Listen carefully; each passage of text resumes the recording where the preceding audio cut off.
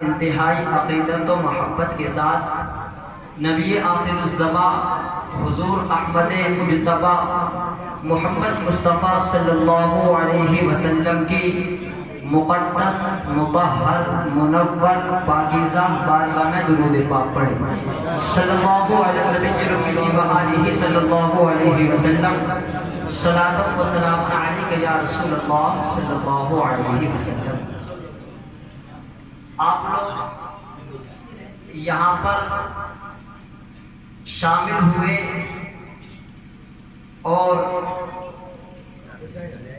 بہترین انداز سے اس محفل کا انعقاد کیا، بڑی محبت دکھائی آپ لوگوں نے۔ اللہ تبارک و تعالیٰ آپ کی محبتوں کو قبول فرمائے اور ہم سب کے دلوں میں عشق رسول پیدا فرمائے۔ حضرات محترم، آپ جانتے ہیں کہ نبی کریم صلی اللہ علیہ وسلم کی میلاد کی خوشی میں اس جلسے کا انعقاد کیا ہے۔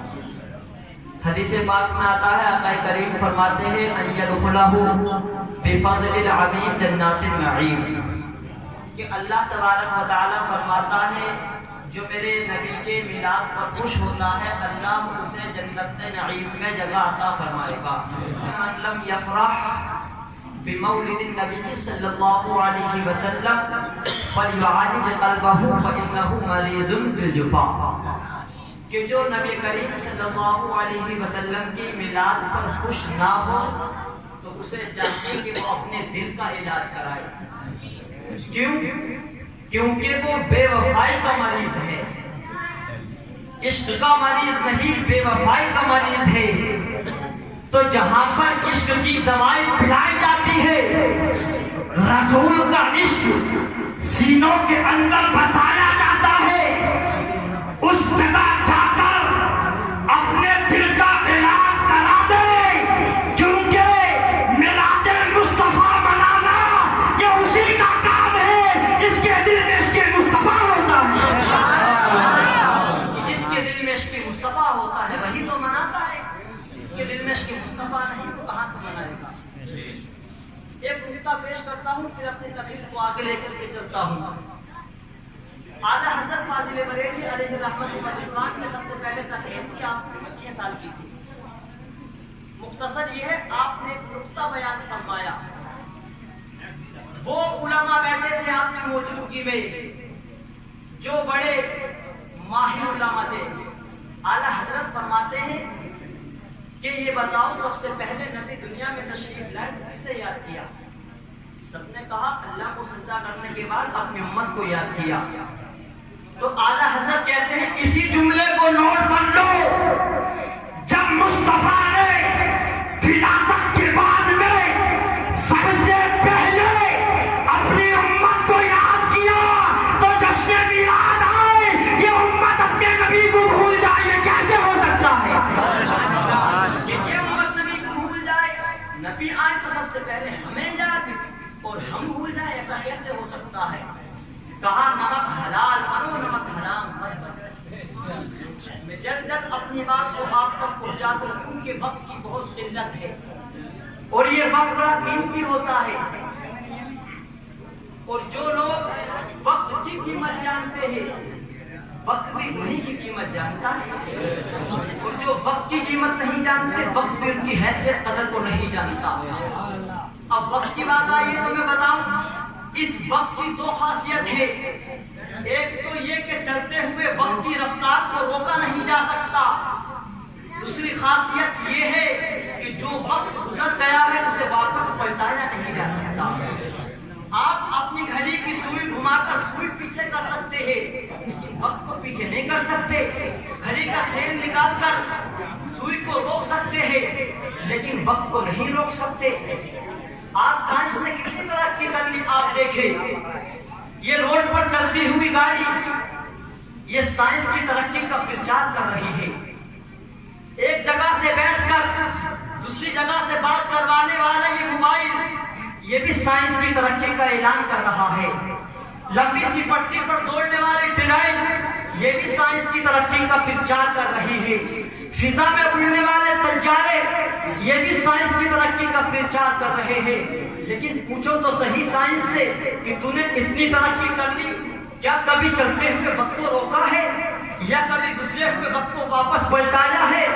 اسی کو ثابت کرنے کے لیے جرمن کی سرزمین سے ایک ہٹلر نام کا شخص اٹھتا ہے، اٹھنے کے بعد پوری دنیا کا دورہ کرتا ہے، پوری دنیا کا دورہ کرنے کے بعد اپنی کتاب کے اندر لکھتا ہے کہ اس وقت کو نہ کبھی کسی نے روکا ہے نہ کبھی کوئی روک سکتا، لیکن اس وقت کو روکا ہے تو دنیا کے کسی رشتے دار نے نہیں بلکہ مدینے کے تاجدار نے روکا ہے۔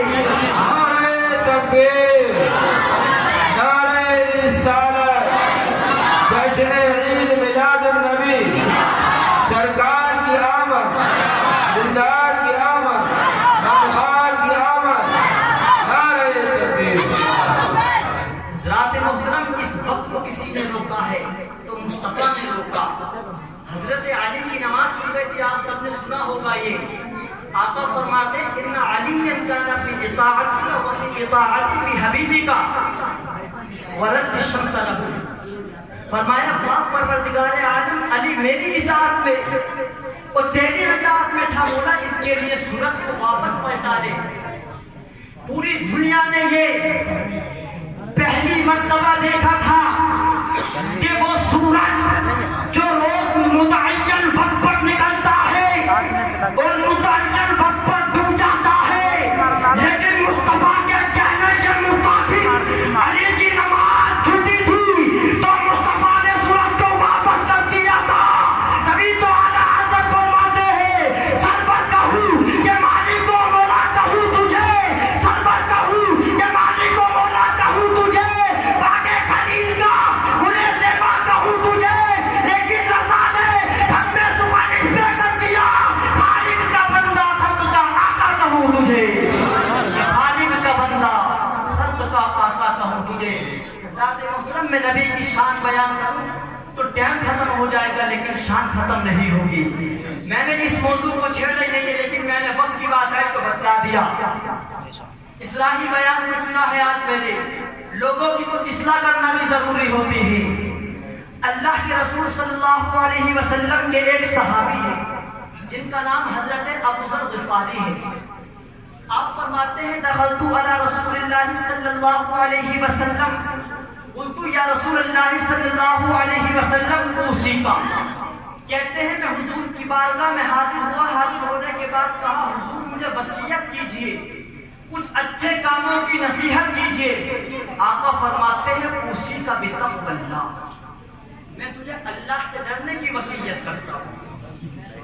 فَإِنَّهُ أَزْيَنُ لِأَمْرِ كُلِّ، کیونکہ تیری پوری زندگی کا حسن یہی ہے اللہ سے ڈرتا رہا۔ کہا آقا اللہ سے ڈرتا رہوں گا اور کوئی نصیحت کرے؟ فرمایا علی کا بتلاوت القرآن وذکر اللہ عز وجل فإنہ ذکر لک فی السماء ونور لک فی الارض۔ کہا کہ اللہ کے قرآن کی تلاوت کیا کرو، اللہ کا ذکر کیا کرو۔ فرمایا آقا اس سے کیا ہوگا؟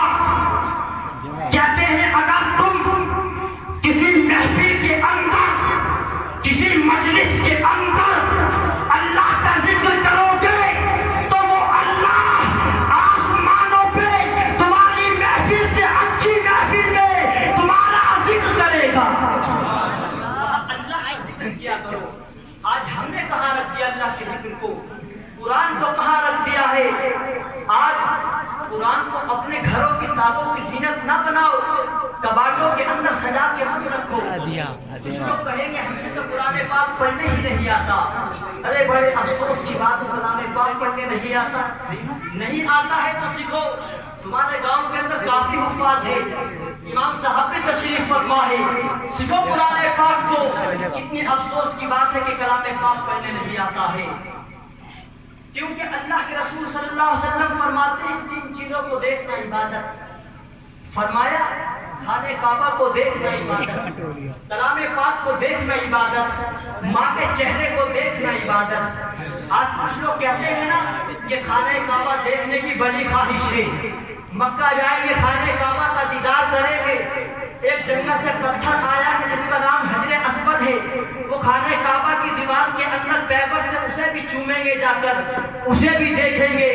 لیکن مسلمانوں ایک میرا بھی بیان یاد رکھنا، جس پتھر کو چومنے کی تم اپنے سینے کے اندر ایک خواہش کو لیے ہوئے ہو، وہ پتھر جس طرح سے آیا ہے اسے جنت کہتے ہیں. وہ جنت اللہ نے تیری ماں کے قدموں میں رکھ دیا. اگر حضرت اسود کو چومنے کی خواہش ہے تو گھر جا کر اپنی ماں کے قدم چوم لینا، حضرت اسود تو چوم لے گا. نعرہ تکبیر، نعرہ رسالت، جشن عید میلاد النبی، سرکار کی آمد، دلدار کی آمد، بہار کی آمد. نعرہ تکبیر.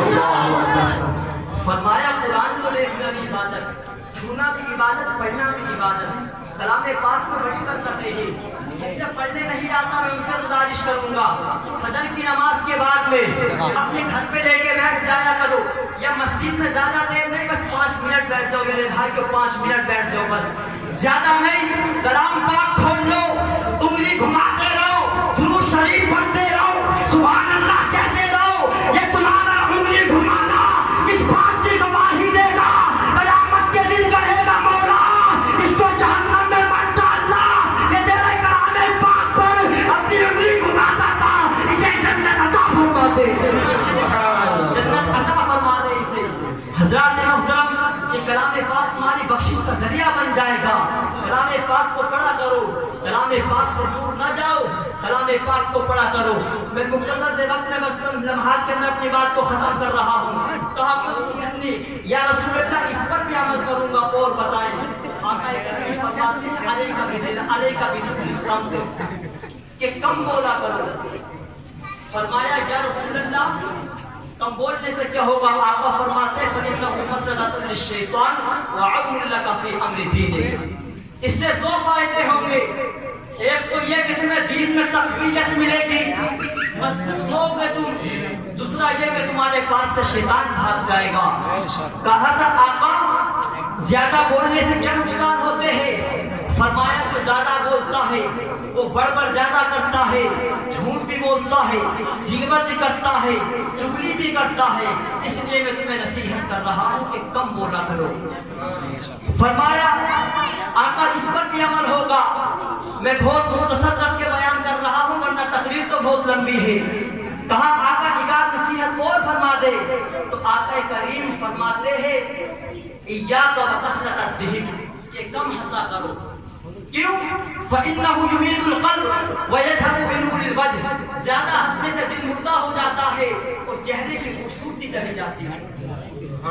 اور فرمایا جو زیادہ ہنستا ہے اس کا دل مردہ، دل کا مردہ ہو جانا چاہے. اس کو بڑے اچھے طریقے سے بیان کیا ہے. کہا جس کے دل کے اندر کوئی بات اثر نہ کرے، نماز کو کہو، زکات کو کہو، روزہ رکھنے کو کہو، اثر نہ کرے تو سمجھ لو اس کا دل مردہ ہے. آج آپ دیکھتے ہیں کتنی تقریریں ہوتی ہیں، کتنے پروگرام ہوتے ہیں، کتنے جلسے ہوتے ہیں. کلام پاک پڑھ کر کلام پاک پڑھنے والے بتاتے ہیں، حدیث پڑھ کر حدیث پاک پڑھنے والے بتاتے ہیں. ارے بخاری بھی ہو، مسلم بھی ہو، ترمذی بھی ہو، امام صاحب بھی بتائے، مولانا بھی بتائے، لیکن دل کے اندر بات اثر نہ کرے تو اپنے دل پہ لکھ لو کہ تمہارا دل مردہ ہو گیا، تمہارا دل مردہ ہو گیا ہے. اس لیے تمہارے دل میں کوئی بات اثر نہیں کر رہی. اگر اپنے دل کو زندہ کرنا چاہتے ہو تو کلام پاک لے کر کے بیٹھ جایا کرو، تمہارا دل زندہ ہو جائے گا.